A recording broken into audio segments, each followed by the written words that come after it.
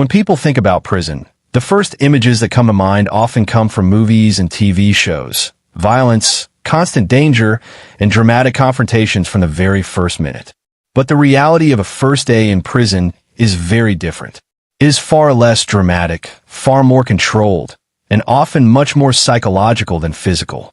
The first day in prison usually begins with intake and processing. This can take hours, sometimes an entire day. New arrivals are searched, photographed, fingerprinted, and assigned an identification number. Personal belongings are taken and stored. This process is slow, repetitive, and impersonal. For many people, this is when the reality of incarceration truly sinks in. Next comes medical and mental health screening. Prison staff check for injuries, illnesses, medication needs, and mental health risks. This step is not optional. It's about safety, both for the individual and for the facility. Contrary to myth, prisons do not immediately throw people into general population without assessment. After processing, individuals are typically given standard issue clothing, bedding, and hygiene items. These are basic and uniform, reinforcing one of the biggest shocks of prison life, the loss of personal identity and choice. You are what you're given, eat what's served, and follow a strict schedule. Housing assignments come next. Many first-time arrivals are placed in temporary or intake housing, not immediately with the general population. This allows staff to observe behavior and determine appropriate placement. The environment is usually quiet, tense, and heavily supervised, not chaotic. One of the biggest surprises for most people is that the first day is mostly about waiting. Waiting in lines, waiting for instructions, waiting to be told where to go next. The boredom and uncertainty can be more stressful than fear of violence. Socially, the first day is marked by observation rather than interaction. New arrivals are often advised, formally or informally, to keep to themselves. Most people are cautious, not aggressive. The majority of inmates are focused on their own routines, not on targeting newcomers. Violence, while real in prisons, is not a guaranteed or immediate experience, especially on day one. Facilities are structured to minimize incidents during intake, and most inmates understand the consequences of causing trouble. Perhaps the hardest part of the first day is psychological, the sudden loss of freedom, privacy, and control. The realization that every movement is monitored and scheduled can be overwhelming. For many, this mental adjustment is far more difficult than any physical hardship. In reality, the first day in prison is not about brutality. It's about shock, routine, and control. Understanding the facts helps separate fear-driven myths from the real challenges of incarceration, which are often quieter, slower, and deeply personal. The first day in prison does not begin with an inmate being sent straight to a cell or thrown into the general population. Instead, it starts with a highly structured and administrative procedure known as intake and processing. This phase is designed to establish control, gather information, and assess risk, and it often lasts several hours or even an entire day. For many people, this is the longest and most mentally exhausting part of their first day. Upon arrival at the facility, individuals are escorted to a secured intake area where movement is strictly controlled. They are instructed where to stand, when to sit, and when to speak. Orders are short, direct, and repeated often. This environment immediately reinforces authority and routine, making it clear that personal autonomy has ended. The process is impersonal by design, focusing on efficiency rather than comfort. One of the first steps involves search procedures, which may include pat-downs, strip searches, and scanning for contraband. These searches are conducted according to institutional rules and are intended to prevent weapons, drugs, or prohibited items from entering the facility. Although uncomfortable and invasive, they're standard practice and applied to everyone entering the prison. Next comes documentation and identification. New arrivals are photographed, fingerprinted, and assigned an inmate identification number. This number becomes their primary identifier within the system, often used more frequently than their name.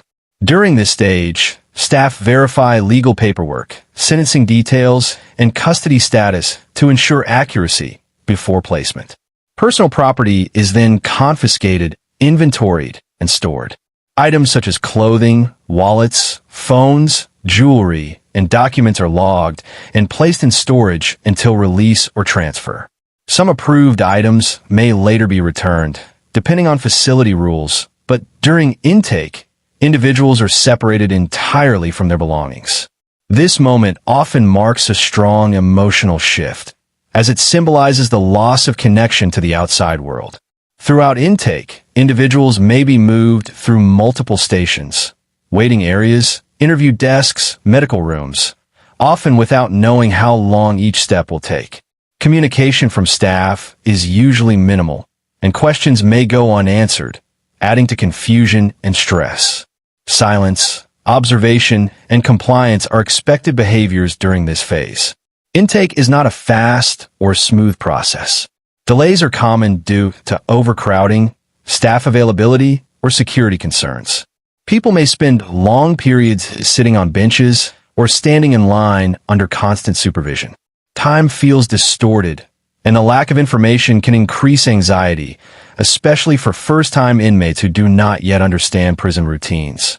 This entire process is meant to transition individuals from the outside world into the prison system in a controlled, methodical way, emphasizing order, regulation, and institutional authority from the very beginning point. One of the most immediate and impactful moments on the first day in prison is the removal of personal belongings. This step is not symbolic. It is procedural, but its psychological effect is significant. Shortly after intake begins, individuals are instructed to surrender everything they arrived with, often placing items into bins or bags under staff supervision. There is no negotiation in this process, and refusal can result in disciplinary action. Items such as wallets, cash, identification cards, phones, keys, jewelry, watches, belts, and even personal documents are taken and cataloged. Each item is listed in detail, sometimes in the inmate's presence, to create an official property record. This inventory is meant to protect both the facility and the individual by documenting what was surrendered, but it also serves as a clear reminder that nothing carried in from the outside is automatically allowed inside. Once collected, these belongings are sealed and stored in a secure property area. Access to them is extremely limited. In most cases, individuals will not see these items again until release, transfer, or court appearance. Even emotionally significant items, family photos, letters, or religious objects, are treated as property and removed unless specifically permitted by facility policy. After property intake, the individual is formally entered into the prison system through identification processing. A photograph is taken, often under strict instructions about posture, facial expression, and where to look. Fingerprints are recorded digitally and sometimes physically. This data becomes part of a permanent institutional record that follows the individual throughout their incarceration. At this stage, the person is assigned an inmate identification number. This number is used to track movement, housing, work assignments, medical records, disciplinary actions, and commissary accounts. In many facilities, staff refer to inmates primarily by this number rather than by name, especially during official interactions.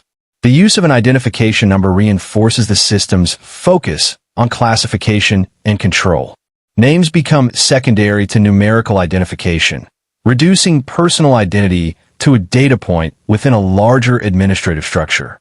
Over time, inmates learn that remembering and responding to this number quickly is necessary for daily operations, from roll calls to meal distribution. This shift from being recognized as an individual with personal possessions to being logged as a numbered inmate often happens within the first few hours.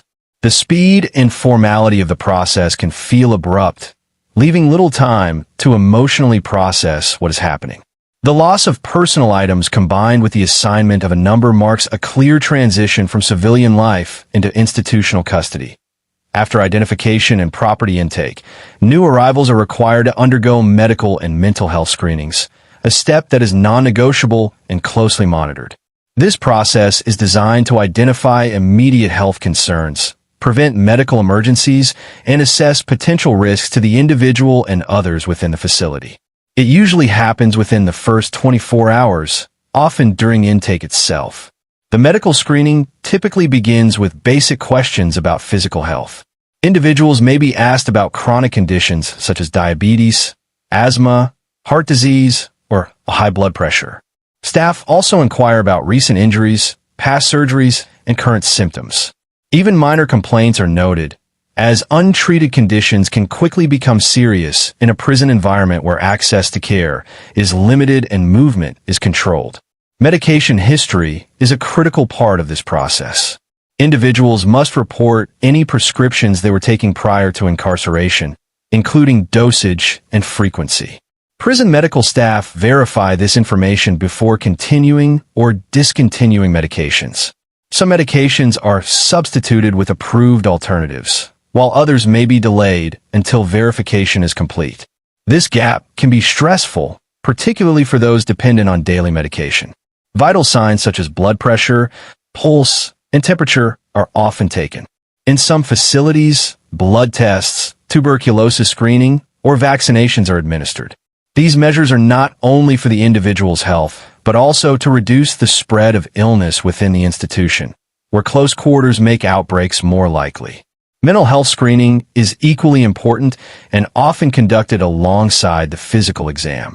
Individuals are asked about past diagnoses, psychiatric treatment, hospitalizations, and current mental state. Questions may address anxiety, depression, hallucinations, or suicidal thoughts.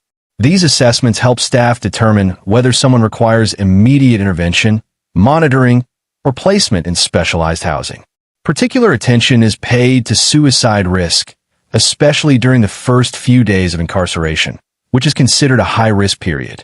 Individuals who show signs of emotional distress, confusion, or withdrawal may be placed on observation status or housed separately for their own safety.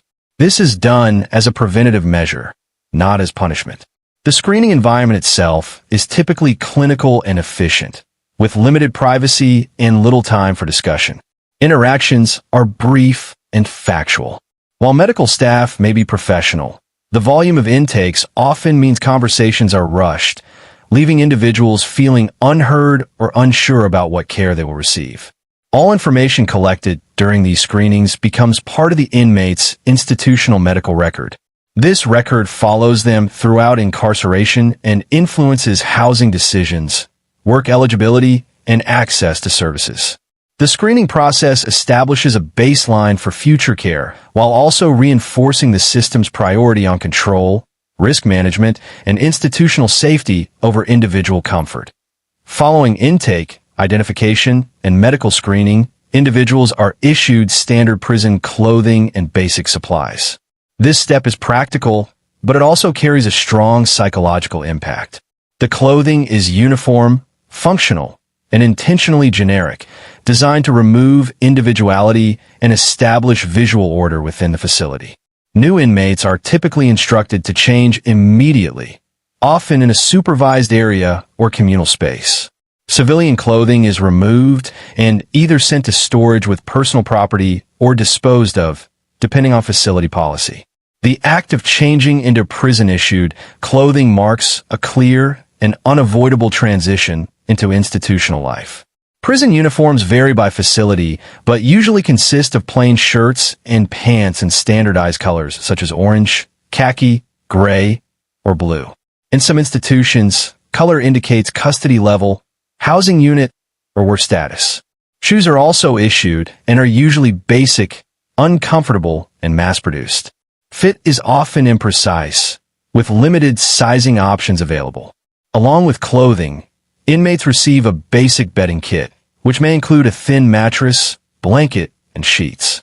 These items are designed for durability rather than comfort. Personal preference is not considered, and replacements are not easily obtained. The bedding is often one of the first physical reminders of the long-term nature of confinement. Hygiene supplies are also distributed, typically consisting of items like soap, toothpaste, a toothbrush, and toilet paper. These are minimal and utilitarian. Brand choice does not exist, and quantities are strictly controlled. In many facilities, additional or better quality hygiene items must be purchased later through commissary, assuming the inmate has funds. This standardization serves multiple purposes. It reduces contraband, simplifies inventory, and allows staff to quickly identify inmates. At the same time, it removes personal expression. Clothing, grooming products, and daily necessities, all things that represent autonomy in the outside world, are now regulated and rationed. For many individuals, this is the moment when the emotional weight of incarceration becomes fully real. Wearing identical clothing to everyone else reinforces the loss of personal identity and independence. Choices that were once automatic, what to wear, how to groom, what to sleep on, are now dictated by policy. The issuance of prison clothing and supplies is not meant to humiliate, but it does establish a clear hierarchy. The institution controls even the smallest details of daily life. This loss of choice becomes a defining feature of the prison experience from the very first day. After processing, medical screening, and the issuance of clothing and supplies, most new inmates are not immediately sent to their permanent housing unit. Instead, they are placed in temporary housing, often referred to as intake, reception, or orientation units. This stage acts as a buffer between arrival and full integration into the general population. Intake housing is designed to allow staff time to observe behavior, verify classification details, and determine appropriate placement. Factors such as criminal history, sentence length, custody level, gang affiliation, mental health status, and prior incarceration experience are all reviewed during this period. The goal is to reduce conflict and ensure individuals are housed in environments that match their assessed risk level. These units are typically more controlled than standard housing. Movement is limited, schedules are rigid, and supervision is constant. New inmates may spend much of their time in their assigned cells or on their bunks, with fewer privileges than those in permanent units. This increased control helps staff maintain order during the most unpredictable phase of incarceration. Temporary housing environments are often quiet and tense. Many individuals are unfamiliar with prison routines and rules, leading to cautious behavior. Communication between inmates tends to be minimal, and interactions are usually brief and guarded. People watch and listen more than they speak, trying to understand the unspoken rules of the environment.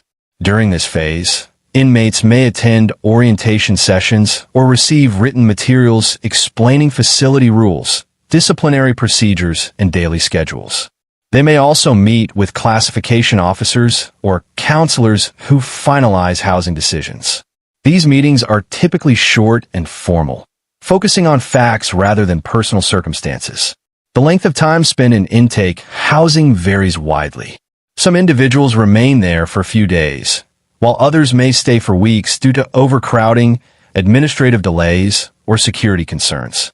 This uncertainty adds to stress, as inmates often do not know when or where they will be moved next.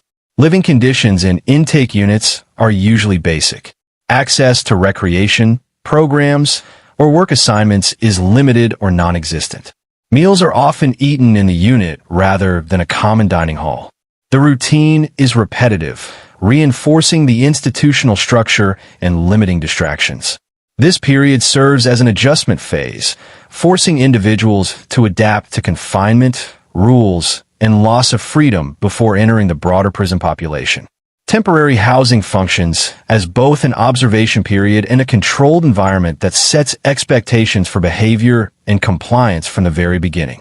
One of the most unexpected aspects of the first day in prison is how much of it is spent waiting. Waiting is not occasional. It dominates the day. New arrivals wait in lines, on benches and holding cells, and in intake units, often without any clear explanation of what is coming next or how long it will take.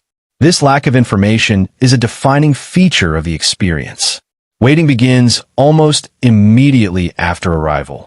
Individuals may sit for hours before processing even starts, especially if multiple people arrive at the same time or staffing is limited. Instructions are brief and rarely repeated, and questions are often ignored or discouraged. Silence and compliance are expected, even when confusion is high. As intake continues, waiting happens between every step, before searches, before medical screening, before clothing issuance, and before housing assignment. These pauses are rarely predictable. A process that seems like it should take minutes can stretch into hours due to paperwork delays, shift changes, or security checks. During these waiting periods, movement is restricted. People are often told to sit still, face forward, and avoid interaction. There may be nothing to read, no clocks, and no way to track time accurately. This creates a sense of time distortion, where minutes feel longer and the day feels endless. The uncertainty adds psychological pressure. New inmates are rarely told where they will be housed, who they will be housed with, or when they will be moved. This lack of control can be deeply unsettling, especially for individuals who are already anxious or unfamiliar with prison environments. Waiting also reinforces the power structure of the institution. The ability to make someone wait, without explanation or timeline, establishes authority and dependence. Individuals quickly learn that nothing moves on their schedule. All progress depends on staff decisions, procedures, and priorities. The emotional impact of waiting is often underestimated. With nothing to do and nowhere to go, thoughts tend to focus inward. People replay events that led to incarceration, worry about family and the outside world, and imagine what prison life will be like. This mental isolation can be more exhausting than physical discomfort. Over time, inmates begin to understand that waiting is not limited to the first day. It is a permanent part of prison life. Waiting for meals, waiting for counts, waiting for movement, waiting for responses to requests. The first day introduces this reality in its most concentrated form. Contrary to popular belief, the arrival of a new inmate does not usually trigger immediate confrontation or aggression. On the first day, most inmates are far more focused on observing newcomers than interacting with them. Prison environments operate on caution and routine, and unnecessary attention, especially toward someone new, is often avoided. New inmates stand out immediately due to their unfamiliarity with rules, movements, and social cues. Others notice how they walk, where they look, how they respond to instructions, and whether they appear anxious or overconfident. This observation is not always hostile. It is often a way for established inmates to assess who someone is and how they might fit into the environment. Direct interaction on the first day is usually limited. Conversations, if they happen at all, tend to be brief and neutral. Many inmates understand that pushing boundaries with someone new can attract unwanted attention from staff or lead to misunderstandings that escalate unnecessarily. There's also an unspoken understanding that intake periods are unstable. New arrivals are still being classified, may be moved again soon, and have not yet established routines. For this reason, most inmates keep their distance, choosing to watch rather than engage. From the perspective of the newcomer, this silence can feel intimidating. The absence of interaction is often misinterpreted as threat or hostility. In reality, it reflects a culture of caution. People in prison learn quickly that attention, good or bad, can carry consequences. Staff presence is also heavier during intake and early housing phases. Increased supervision reduces the likelihood of open confrontation and discourages overt displays of aggression. Most inmates are aware of this and adjust their behavior accordingly. Observation serves practical purposes as well. Inmates assess whether a newcomer respects personal space, follows basic rules, and avoids disruptive behavior. These early impressions can influence future interactions once the person becomes a regular presence in the unit. The first day, therefore, is less about testing or challenging newcomers and more about silent evaluation. Popular media often portrays prison as a place where violence is immediate and unavoidable, especially for new arrivals. In reality, violence on the first day is not automatic, common, or expected. Most correctional facilities are structured specifically to reduce the risk of incidents during intake and early housing periods. The first day is one of the most controlled phases of incarceration. New inmates are under constant supervision, moved in groups or escorted individually, and placed in areas with increased staff presence. These controls significantly limit opportunities for spontaneous violence. Most inmates are aware of this heightened oversight and avoid actions that would draw attention. Additionally, many inmates understand that the first day is unstable and transitional. New arrivals may be moved again, reassigned housing, or placed in protective or specialized units. Engaging in violence during this period offers little benefit and carries serious consequences, including disciplinary charges, loss of privileges, or changes in custody level. Violence in prison, when it does occur, is often connected to specific factors such as ongoing conflicts, debts, gang activity, or long-standing disputes. These dynamics typically develop over time, not within the first few hours of arrival. A new inmate who keeps to themselves and follows instructions is unlikely to be involved in immediate conflict. Correctional staff also play a key role in reducing early incidents. Officers closely monitor body language, interactions, and movement patterns, especially in intake units. Any signs of tension or aggression are addressed quickly through separation or intervention. It is important to note that while violence is not guaranteed, the environment is still stressful and unpredictable. Tension exists, but it is usually controlled rather than explosive. Most inmates prioritize avoiding trouble, particularly early on, when they are still learning rules and expectations. For new arrivals, fear of violence often comes from uncertainty rather than actual threat. The unfamiliar environment, strict rules, and constant observation can heighten anxiety, making the risk feel greater than it is. The reality is that the first day in prison is far more likely to involve silence, supervision, and routine than physical confrontation. For most people, the most difficult part of the first day in prison is not physical hardship, but the psychological impact of incarceration. While the environment may be uncomfortable, the deeper challenge lies in the sudden and total loss of freedom, control, and familiarity. From the moment intake begins, individuals are placed in a setting where every action is directed by someone else. When to stand, when to sit, when to speak, when to move, all decisions are made by the institution. This abrupt loss of autonomy can be deeply unsettling, especially for those who have never experienced confinement before. Privacy disappears almost instantly. Searches, shared spaces, surveillance, and constant supervision mean that even basic personal moments are no longer private. For many, this is one of the hardest adjustments, as it challenges a fundamental sense of dignity and personal space. The first day also brings intense emotional reactions. Fear, anxiety, shame, anger, and disbelief often occur simultaneously. People may struggle to process the reality of their situation while still trying to understand the rules and environment around them. This mental overload can feel paralyzing. Thoughts often turn inward during long periods of waiting. Individuals replay the events that led to incarceration, worry about family members, employment, finances, and relationships outside the facility.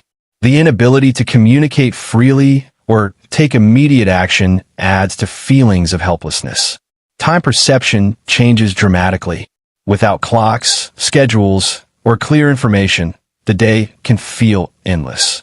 This distortion increases stress and makes even short delays feel overwhelming.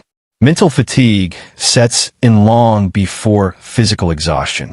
The psychological impact is compounded by uncertainty. New inmates often do not know how long they will be in intake housing, what their daily routine will look like, or how they will be treated by others. This lack of predictability keeps the mind in a constant state of alertness. Unlike physical discomfort, which people often expect and mentally prepare for, the emotional and psychological strain of the first day comes as a shock. Adjusting to confinement requires mental adaptation, and the first day is when that challenge becomes unavoidable. One of the most misunderstood aspects of prison life is the idea that it is chaotic, lawless, or unpredictable. In reality, the first day, like every day in prison, is highly structured, controlled, and dominated by routine. This structure is both a safety measure and a method of managing large groups of people within a confined space. From the moment a person enters intake, the day is dictated by schedules and procedures. Every movement is guided by staff instructions. Meals, counts, medical visits, showers, and recreation all occur according to a strict timetable. Deviating from these schedules is not allowed, and failure to follow them can result in disciplinary action. Even seemingly small actions, such as moving between units or attending medical appointments, are carefully regulated. Inmates are rarely left to navigate the facility on their own. Staff supervision is constant, ensuring that the environment remains predictable and orderly. Rules and regulations govern not only movement, but also communication, behavior, and interactions with others. New inmates quickly learn that speaking out of turn, questioning instructions, or ignoring procedures can draw immediate attention from staff and potentially escalate into formal disciplinary measures. The routines serve multiple purposes. They allow staff to maintain control, reduce conflict, and ensure the safety of everyone in the facility. They also help inmates adapt gradually, providing structure in an environment where uncertainty and confinement could otherwise lead to chaos. Even social interactions are influenced by routine. Meals, recreational periods, and work assignments provide predictable times when inmates are allowed to gather. Outside these periods, most interaction is limited and closely monitored. This controlled social structure prevents arbitrary or impulsive conflicts. While movies and television often depict prisons as violent and anarchic, the reality is that the first day is dominated by order, observation, and repetition. The environment is highly regimented, with clear expectations for behavior and compliance. This structured nature shapes not only daily life, but also the psychological adjustment that every new inmate must make. In conclusion, the first day in prison is far less about the dramatized violence and chaos often portrayed in media, and far more about processing, observation, and adjustment. New inmates experience a structured environment designed to ensure safety, enforce rules, and establish routines. The challenges they face are largely psychological: loss of freedom, personal autonomy, and certainty, rather than purely physical. Understanding what truly happens on day one helps separate myths from reality and prepares individuals, observers, and society to see prison as a controlled institution rather than a lawless nightmare.